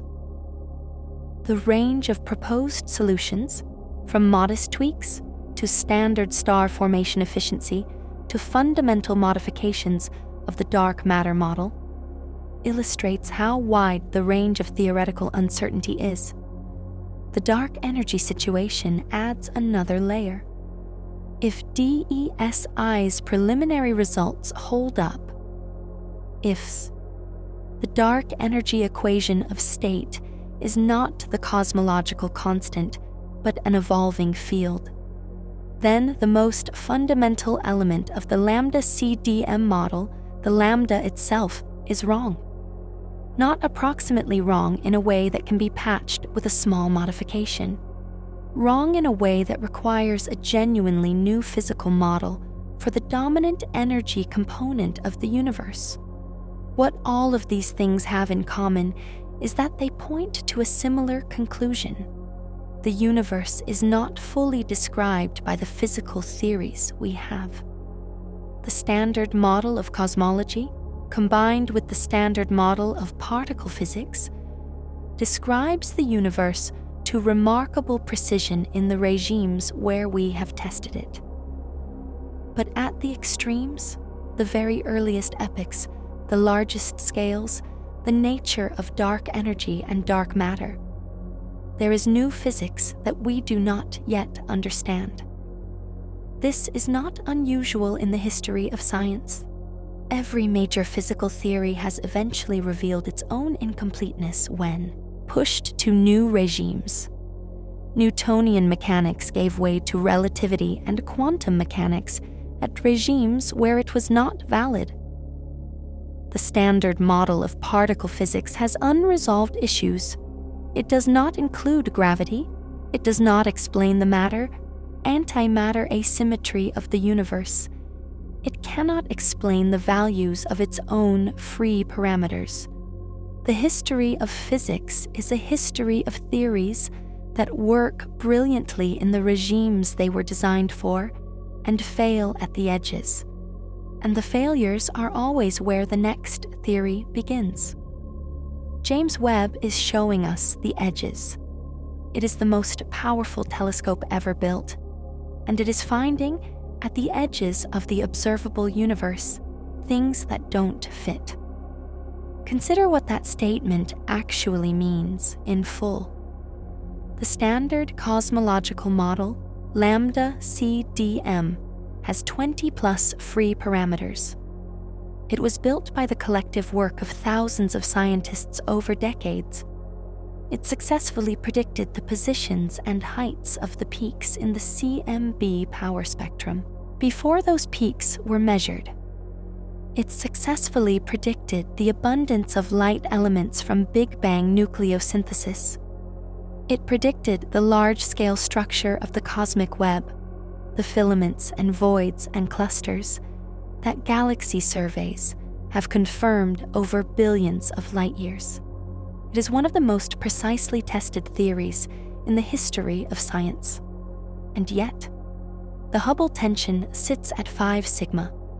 The early galaxy problem is real and confirmed by spectroscopy. Dark energy may be evolving.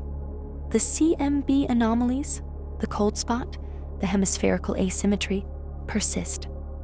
The S8 tension between lensing surveys and CMB predictions is at 2 to 3 sigma and growing as survey precision improves. Each of these individually could be a measurement error or a statistical fluctuation. Together, they form a pattern that is increasingly difficult to explain as a collection of coincident errors. The pattern suggests that the universe is telling us something, not loudly, not through a single, definitive anomaly that demands a paradigm shift, but persistently through a growing number of small voices that are each saying, something here doesn't fit the model, at a variety of scales, in a variety of independent observations, using a variety of different measurement techniques. This is exactly how scientific revolutions typically begin.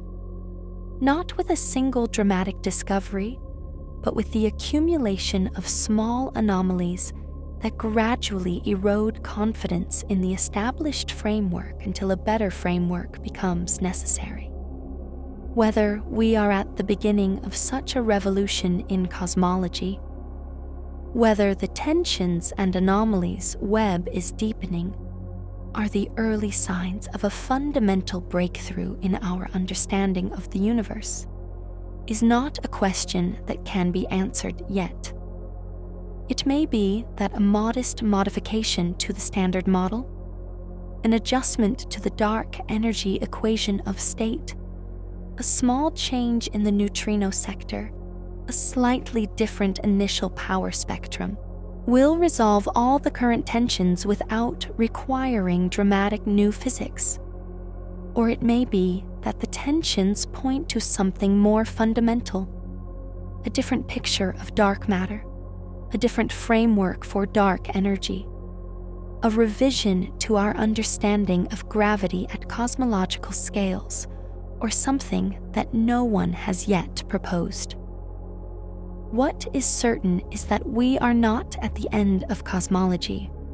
We are somewhere in the middle of it, with a model that is extraordinary in its precision and comprehensiveness, but incomplete in ways that the best instrument ever built for probing the cosmos is making increasingly clear. That is not a failure of the telescope or a failure of science. It is exactly what a good telescope should do: reveal the limits of current understanding and point toward what comes next.